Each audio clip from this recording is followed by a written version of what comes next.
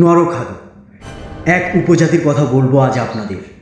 মানুষের মস্তিষ্ক ও মাংস অত্যন্ত পছন্দের খাবার এই উপজাতির, তবে সেটাও আবার পরিবারের মানুষের।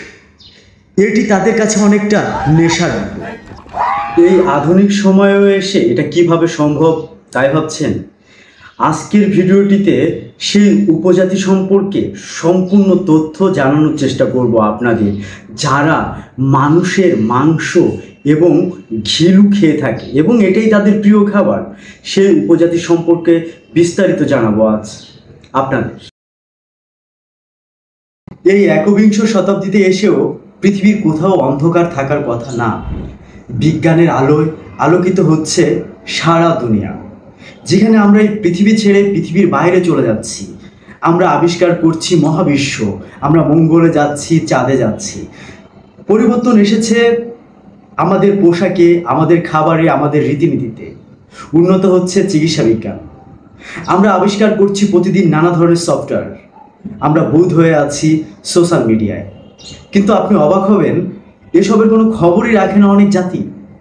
তারা এখনো তাদের হাজার বছরের ঐতিহ্য পালনে ব্যস্ত। তারা এখনো মানুষের মাংসই খেয়ে থাকে। সেই এক জাতি যাদেরকে নিয়ে আজকের আমাদের এই ভিডিও। নরখাদক 4 উপজাতি। ঠিকই শুনেছেন, 4 উপজাতি। এ জাতির বসবাস পাপুয়া নিউগিনিতে, যারা তাদের মৃত স্বজনের শরীরের মাংস ও ঘিলু খেয়ে থাকে। ইতিহাস থেকে অনেক মানুষ খেকো জাতির উদাহরণ পাওয়া যায় বা বর্ণনা আমরা পেয়ে থাকি, যাদের পরবর্তী প্রজন্ম সভ্য মানুষের সাথে মিশে গেছে। পরিবর্তন এসেছে তাদের খাবার, পোশাক সব কিছুতে। কিন্তু এই 4 উপজাতির নিজস্ব একটি পৃথিবী আছে, যেখানে অন্য সকল মানুষের প্রবেশ একদম নিষেধ। সাংস্কৃতিক ও জৈবিক বৈচিত্র্যের জন্য বিখ্যাত পাপুয়া নিউগিনি। এই উপত্যকাতেই রয়েছে এমন এক উপজাতি যা নরখাদক হিসেবেই পরিচিত।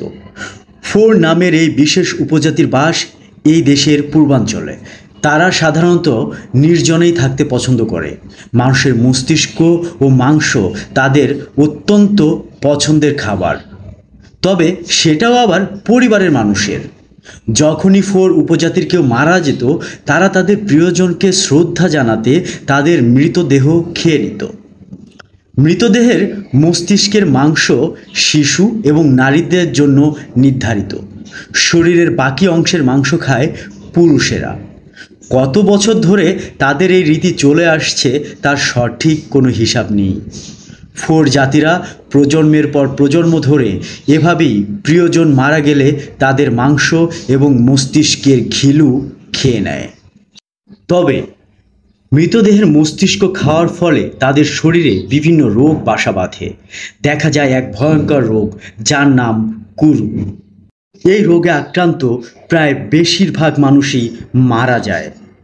দেশটির সরকার ও বিশেষজ্ঞদের চেষ্টার ফলে তারা তাদের এই হাজার বছরের ঐতিহ্য থেকে যদিও কিছুটা সরে আসার চেষ্টা করছে, তবে আসলে তারা কি তাদের এই ঐতিহ্য থেকে সরে আসতে পারবে?